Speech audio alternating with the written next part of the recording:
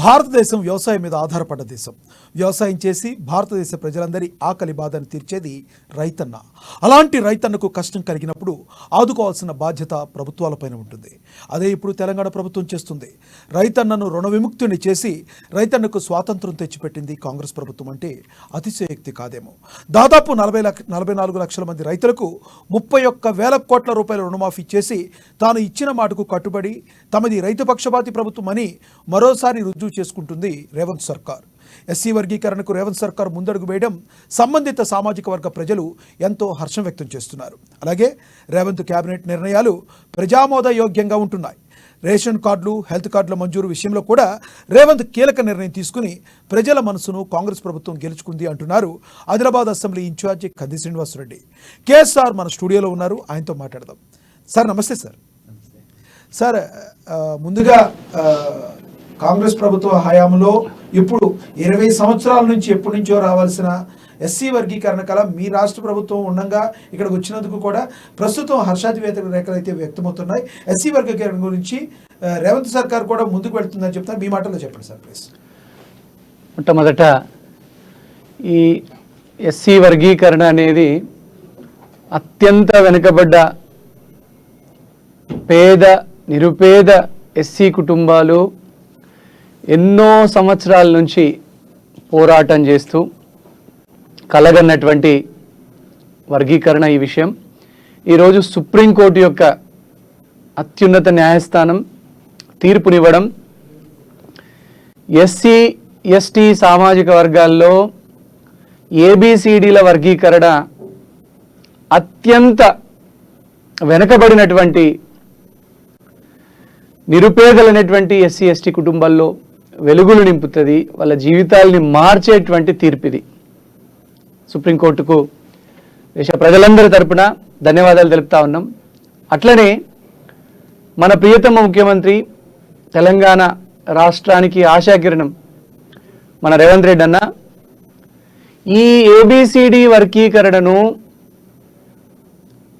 కోసం ప్రత్యేకమైనటువంటి ఆర్డినెన్స్ని తక్షణం తెలంగాణ రాష్ట్రంలో తీసుకురావడానికి ఆయన ముందడుగు వేయడం, అట్లనే ఈ ఏబిసిడి వర్గీకరణను అవసరమైతే ప్రస్తుతం ఇచ్చినటువంటి జాబ్ నోటిఫికేషన్లకు కూడా వర్తింపజేయడము, తెలంగాణ రాష్ట్రంలో సుప్రీంకోర్టు తీర్పుని ఎస్సీల యొక్క వర్గీకరణను అమలు చేయడానికి తక్షణం చర్యలు తీసుకుంటామనడం, ఇది నిజంగా మన ప్రియతమ ముఖ్యమంత్రి రేవంత్ రెడ్డి గారికి ఉన్నటువంటి ఎస్సీల అత్యంత వెనుకబడినటువంటి ఎస్సీ సోదరుల మీద ఉన్నటువంటి ఒక గొప్ప ప్రేమ, ఒక నిబద్ధత. దీనికి తెలంగాణ ప్రజలందరి తరపున, కాంగ్రెస్ పార్టీ తరపున గౌరవ ముఖ్యమంత్రి గారికి మనస్ఫూర్తిగా కృతజ్ఞతలు, ధన్యవాదాలు తెలియజేస్తా ఉన్నాం. ఇది ఒక విప్లవాత్మకమైనటువంటి మార్పు.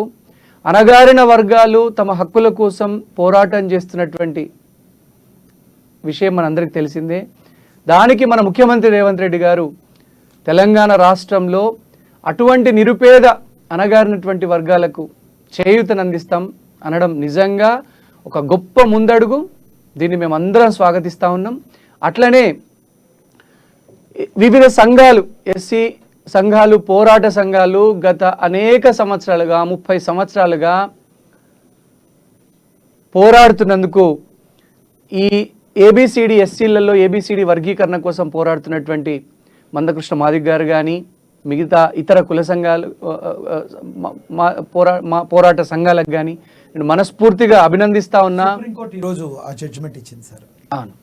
సో మనస్ఫూర్తిగా ఏవైతే సంఘాలు పోరాడాయో వాళ్ళందరినీ కూడా అభినందిస్తున్నా. మీ పోరాటం ఫలించింది. మీరు ఇప్పుడు మరొక విప్లవానికి నాంది పలకడం, వాటిని సరిగ్గా అమలు చేసుకొని ఎక్కడైతే నిజమైనటువంటి పేదరికం ఉన్నదో ఎస్సీ సోదరులలో, ఎస్టీ సోదరులలో, ఆ నిజమైనటువంటి పేదరికం వాళ్ళకి మరిన్ని అవకాశాలు సృష్టించేటువంటి ఒక గొప్ప ముందడుగు వేయాల్సినటువంటి అవసరం ఉన్నది. మరొకసారి ఆ సుప్రీంకోర్టు ఆ తీర్పుని ఇవ్వడం ఒక ఎత్తు అయితే, తెలంగాణ రాష్ట్రంలో మన ప్రియతమ ముఖ్యమంత్రి రేవంత్ రెడ్డి గారు వాటిని అమలు చేయడానికి పూనుకోవడం మరొక గొప్ప విప్లవానికి నాంది. మరొకసారి ప్రజలందరికీ తరపున, ఎస్సీ సోదరుల తరపున, ఎస్టీ సోదరుల తరపున, సుప్రీంకోర్టుకి, ఇటు ప్రియతమ ముఖ్యమంత్రి రేవంత్ రెడ్డి గారికి మనస్ఫూర్తిగా కృతజ్ఞతలు తెలియజేస్తా ఉన్నాం, ధన్యవాదాలు తెలియజేస్తా ఉన్నాం.